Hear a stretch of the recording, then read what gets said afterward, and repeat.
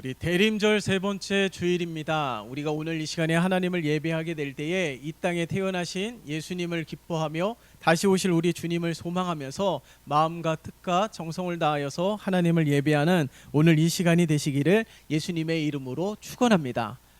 우리 주님께서 이 땅에 태어나심으로 인하여서요, 우리 주님이 공생애를 시작하며 하나님의 나라를 선포하였는데, 이 하나님의 나라는 우리가 이 땅의 삶을 마치고 가는 하나님의 나라가 아니라 이미 예수님께서 이 땅에 오심으로 말미암아 하나님의 나라가 이 땅에 실현되었음을 우리들에게 선포하고 있는 것입니다. 그러하기에 하나님이 진정으로 원하시는 것은 우리들의 삶이, 우리들의 삶 모든 것이 다 하나님의 나라가 되기를 원하고 계시는 거예요. 그렇기 때문에 우리 모두가 날마다 하나님의 나라에서 살아가는 기쁨과 감격으로 살아가는 우리 모두가 되시기를 예수님의 이름으로 축원합니다. 우리 주님께서 태어나심으로 말미암아 임마누엘의 하나님, 그러니까 하나님이 우리와 함께 하심을 성취하셨습니다. 하나님은 우리와 늘 함께 하시면서 우리들의 삶을 지키시고 보호해 주시고 교통하며 교제하며 우리들의 삶을 인도하시는 하나님이세요. 이 야곱이요, 이 형에게 팥죽 한 그릇으로 장자의 명분을 샀습니다.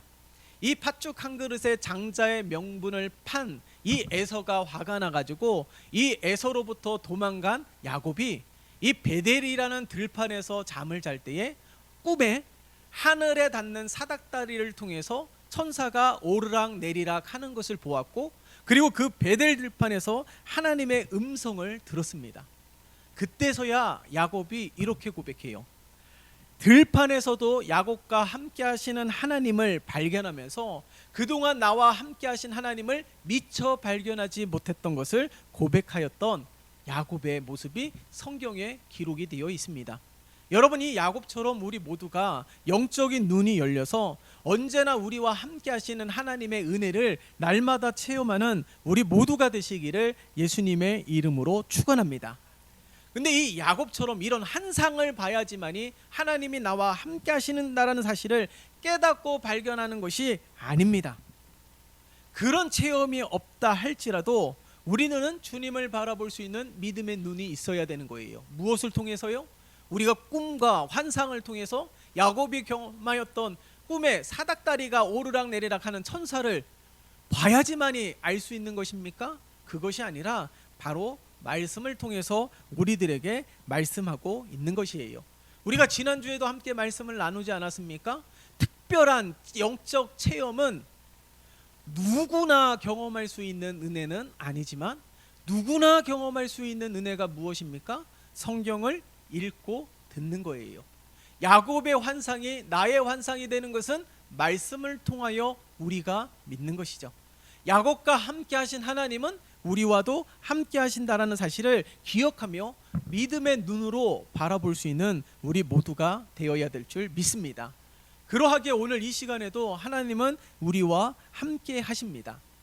그렇기 때문에 하나님의 인도함을 받으려면 기도와 말씀은 반드시 행해야 되는 것이죠. 그러나 더 중요한 것이 있습니다. 그것이 무엇이냐면 하나님의 뜻을 행하고자 하는 결단이라는 거예요. 마리아는 결혼을 하지 않았습니다. 그러함에도 불구하고 잉태하였어요.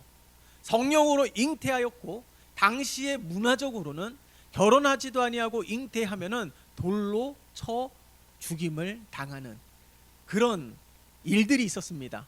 마리아가 얼마나 두려웠을까요? 결혼하지도 않았음에도 불구하고, 물론 약혼자는 있었습니다. 그러함에도 불구하고 결혼하지 않았음에도 불구하고 잉태하였을 때에 그는 상당히 두려워하였을 것입니다. 하지만 하나님의 사자 가브리엘 천사를 통하여 이 마리아를 통하여 예수가 태어날 것임을 이야기했을 때에 이 두려움 속에서도 마리아는 순종하였다라는 것이에요. 오히려 이렇게 고백을 하였습니다. 주의 여종이오니 주님의 뜻이 이루어지기를 원한다라고 고백을 하였어요. 두려움 속에서도 순종하였더니 그 이름처럼 귀하고 아름답게 쓰임을 받았던 이 마리아의 모습이 성경에 기록이 되어 있습니다. 여호수아도요, 죽기 전에 백성들에게 선포하였습니다. 나와 내 집은 여호와만을 섬길 것이다. 너희도 섬길 자를 오늘 택하라 라고 선포하였습니다. 뿐만 아니라 엘리야 역시 갈멜산에서 백성들을 향하여 어느 때까지 둘 사이에서 머뭇거리느냐, 하나님이면, 여호와가 하나님이면 그를 따를 것이고 바알이 하나님이면 그를 따를 것이다 라고 하면서 백성들에게 하나님을 섬길 것을 촉구하였던 그 모습이 성경에 기록되어 있지 않았습니까? 그러함에도 불구하고 백성들은 어떻게 해요? 아무 말도 하지 않았어요. 왜요? 여호수아가 선포했을 때는 백성들은 여호수아처럼 하나님만을 섬길 것이다 라고 결단하였습니다. 근데 엘리야가 선포하였을 때 백성들은요 아무 말도 하지 않았어요. 그 이유가 무엇일까요? 세상도 즐기고 싶고 바알도 섬기고 싶고 하나님도 섬기고 싶고, 그런데 하나님만 섬기라고 하니까 부담스러운 것이에요. 갈등이 생긴 것이죠. 그렇기 때문에 아무 말도 하지 않았던 것입니다. 여러분, 우리 주님께서 말씀하십니다. 우리 주님께서 누구든지 나를 따라오려거든 자기를 부인하고 자기 십자가를 지고 나를 따를 것이다 라고 말씀하셨습니다. 하나님은요 때로 우리를 궁지에 몰아넣으면서 부담스러운 결단을 하게 하시는 경우들이 얼마나 많은 줄 모릅니다. 왜 그럴까요? 하나님이 너무하실까요? 우리의 형편과 처지를 아시는 하나님이신데 우리에게 너무 많은 것을 요구하고 계십니까? 그러나 절대 그런 것이 아닙니다. 하나님은 지나치신 것이 아니라 엄밀히 따지면 우리가 세상 가운데 너무 치우쳐 있기 때문에 나도 모르게 육신의 정욕에 따라 살아가고 있기 때문에 그런 것이에요. 그렇기 때문에 하나님의 뜻을 행하고자 하는 이 결단을 하게 하는 것, 이것이 어떤 면에서는 이 부담으로 다가오는 것입니다. 그렇기 때문에 여러분 가만히 보세요. 우리가 세상 것을 보고 듣고 즐기다 보면 영적으로 게을러질 수밖에 없습니다. 세상 것에 마음을 쏟게 되고 치우쳐 있다가 보면 기도와 말씀을 멀리하는 것은 어쩌면 자연스럽게 펼쳐지는 것이 우리들의 삶이에요. 그러나 로마서 8장 13절의 말씀을 보면 이렇게 기록이 되어 있습니다. 너희가 육신대로 살면 반드시 죽을 것이로되 영으로서 몸의 행실을 죽이면 살리니. 아멘. 육신대로 살면 죽을 것이지만 영으로서 몸의 행실을 죽이면 어떻게 해요? 살게 될 것임을 우리들에게 말씀하고 계십니다. 하나님은 너무하신 것이 아니에요. 말씀을 통하여 그것이 아니라는 것을 확인할 수 있는 것 아니겠습니까? 지금 이대로 두면 어떻게 해요? 영이 죽고 망하는 길로 갈 것이 너무나도 당연하기 때문에 하나님께서는 우리를 살리시기 위하여 말씀을 통하여 우리에게 촉구하고 계시고 말씀을 선포함으로 결단하도록 강요하고 계심을 우리들에게 말씀하고 있는 것이죠. 이젠 육신대로 살아가는 것이 아니라 영으로서 살아가는, 성령으로 살아가는 우리 모두가 되기를 원하고 계시기 때문에 계속해서 말씀을 통하여 우리에게 재촉하고 계시는 것입니다. 그렇기 때문에 여러분, 기도와 말씀, 예배에 대해서 아무리 강요해도 그것은 지나친 것이 아니에요. 때로는 그 강요가 부담스럽게 다가올 수도 있습니다. 그러나 그나마 그렇게 강요해야지 그나마 기도하는 것 아니겠어요? 그나마 그렇게 강요해야지 그나마 예배하는 것 아니겠습니까? 그나마 믿음으로 살아가기 위하여 날마다 예배를 드릴 때마다 새롭게 결단하는 것 아니겠어요? 계속해서 부담을 주면서 오히려 반감이 들게 하고 오히려 부정적인 마음을 들게 하기 위해서 그러는 것이 아닙니다. 하나님의 뜻을 행할 수 있도록 결단하게 하기 위하여 날마다 우리에게 말씀하고 계시는 거예요. 여러분, 잊으면 안 됩니다. 우리의 본성, 성경은 우리의 본성을 명확하게 증거하고 있죠. 본질상 진노의 자녀라는 것. 우리가 예수를 믿음으로 의의 자녀가 되었지만 우리의 본질은, 우리의 본성은 진노의 자녀라는 거예요. 무슨 말일까요? 죄를 짓기를 빨리 하고 하나님보다는 세상으로 달려가고자 하는 마음이 우리의 본성이라는 것을 우리들에게 말씀하고 있는 것입니다. 그러니까 내 정욕대로 살아가고자 하는 것이 본능이에요. 그렇기 때문에 항상 내 자아가 죽어야지만이 날마다 예수로 살아가는 삶을 살아갈 수 있음을 우리들에게 말씀하고 있는 것이에요. 여러분, 우리가 다 읽지는 않았지만은 오늘 본문 이후에 보면 유대인들이 무엇을 논의합니까? 예수님을 어떻게 하면 죽일까 구체적으로 모의하고 있는 것 아니겠어요? 유대인들이 어떤 사람들입니까? 유대인들 하면은 이 신앙에 열정이 있는 사람이에요. 유대인들처럼 기도 많이 하는 자들 없습니다. 유대인들처럼 헌금 많이 하는 자들도 없고 유대인들처럼 성경을 잘 아는 자들도 없습니다. 그런데요, 유대인이 메시아를 기다리고 고대하고 소망하지만 눈앞에 있는 메시아이신 예수님을 알아보지 못했다라는 거예요. 메시아이신 예수님이 말씀하시는데도 불구하고 그 말씀을 깨닫지 못하고 오히려 하나님을 모독한다라는 제명으로 예수님을 십자가에 죽이려고 하는 그 모의를 하였던 유대인들을 볼 수가 있습니다. 구원자이신 예수님을 알아보지 못하고 있다는 사실이에요. 여러분, 체험이 부족하기 때문에 뭔가 확신하는 그런 경험들이 부족하기 때문에 신앙생활 잘못하는 것 절대로 아닙니다. 체험이 많아야지만이 믿음이 좋고 체험이 많아야지만이 신앙생활 잘하는 것이 아니에요. 유대인들을 보세요. 기도 많이 해도 말씀 많이 알아도 열정이 있어도 신앙생활 잘하는 것 아닙니다. 가장 중요한 것은 내 마음속에 하나님의 뜻대로 살아가고자 하는 마음이 없다라면 유대인들처럼 습관적으로 유대인들처럼 겉모습만 그런 신앙과 믿음의 사람이 될 수밖에 없는 것이에요. 그렇기 때문에 오늘 이 말씀의 제목처럼 결단이 중요한 이유가 바로 여기 있는 것입니다. 하나님의 뜻을 행하고자 하는 결단이 너무나도 중요한 거예요. 예수님이 내 기도에 응답하지 않았음에도 불구하고 나에게 여전히 복을 허락해 주시지 않았음에도 불구하고 그렇지 않았기 때문에 나는 믿지 못하겠다라는 것이 아니라 그럼에도 불구하고 하나님을 온전히 신뢰하고 그럼에도 불구하고 믿음대로 살아가고자 하며 그럼에도 불구하고 하나님의 뜻을 행하고자 결단해야 되는 것이에요. 뭔가 나에게 증거가 없기 때문에 체험이 없기 때문에 하나님이 정말 나와 함께하고 계시는 지에 대하여 느낌표를 다는 것이 아니라 엄밀하게 이야기하자면 내가 하나님을 사랑하고자 하는 마음이 부족하다라는 거예요. 하나님의 뜻을 행하고자 하는 마음의 열심이 부족하다라는 것입니다. 그렇기 때문에 하나님에 대하여 온전히 믿어지는 믿음이 부족하다라는 것입니다.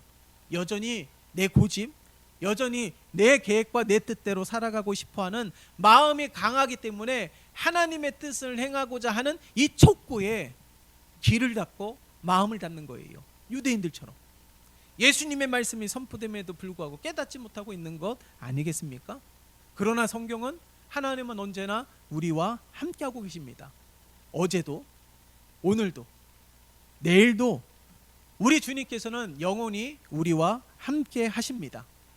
지금도 우리에게 말씀하시고 지금도 우리 가운데 역사하실 것을 성경은 분명하게 우리들에게 말씀하고 있는 것이죠. 성경은 하나님의 역사 이야기예요. 성경을 보면 하나님의 뜻에 순종하며 하나님의 놀라운 역사를 펼치신 믿음의 영웅들이 얼마나 많은 줄 모릅니다. 저 믿음의 영혼들이 다 하나같이 하나님의 뜻을 행하기로 결단하였기 때문에 하나님 앞에 귀하게 쓰임받을 수 있었음을 잊으면 안 되는 거예요. 마리아가 그러지 않았습니까? 믿음의 조상 아브람도 그러지 않았습니까? 뿐만 아니라 노아도 보세요.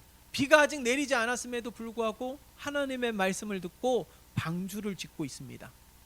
다윗도 그랬습니다. 요셉도 그랬고요. 다니엘도 마찬가지입니다.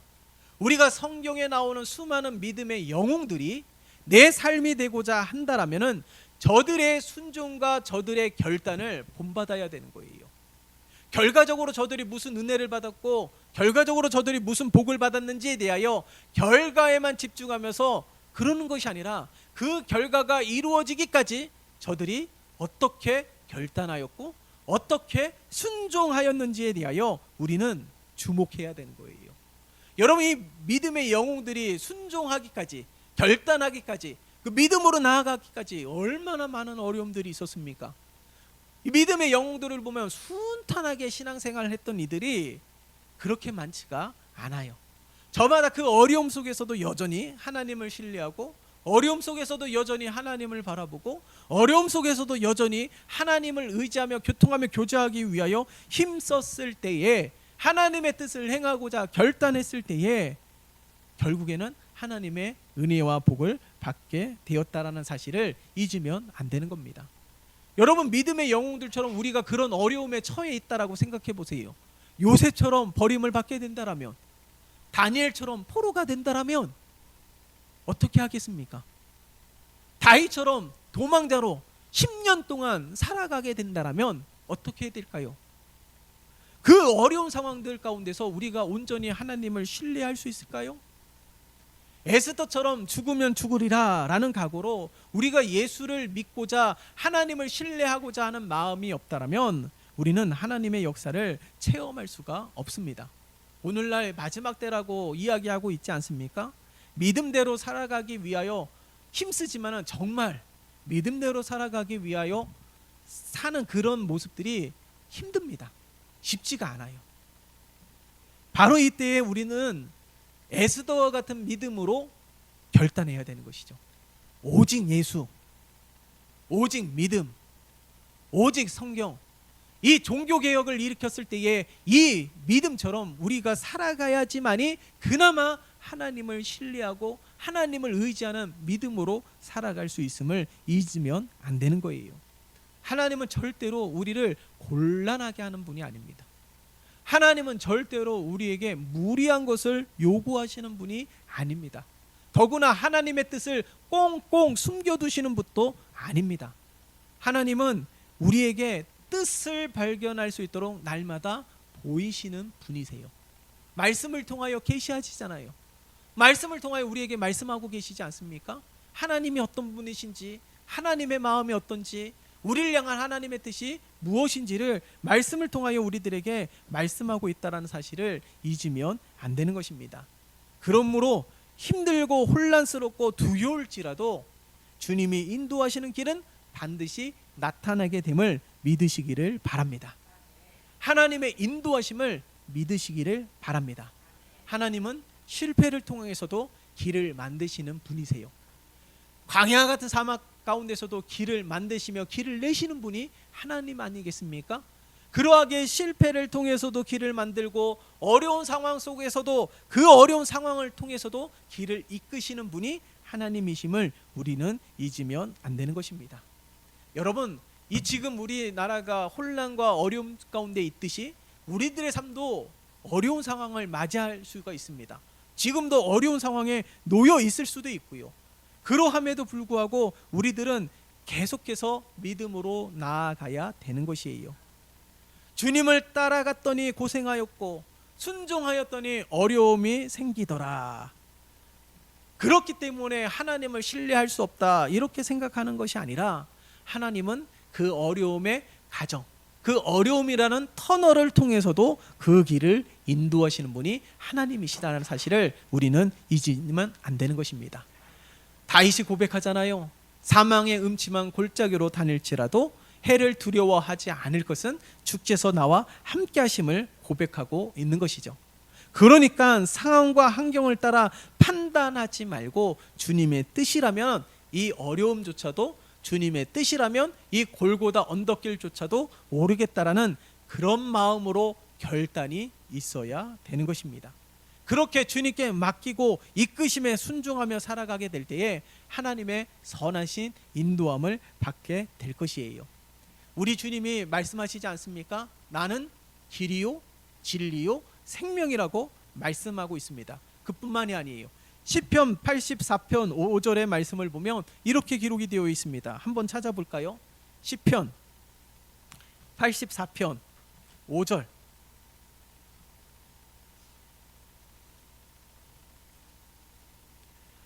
구약 성경 864면입니다. 시편 84편 5절입니다. 다 찾으셨으면 함께 읽겠습니다. 시작.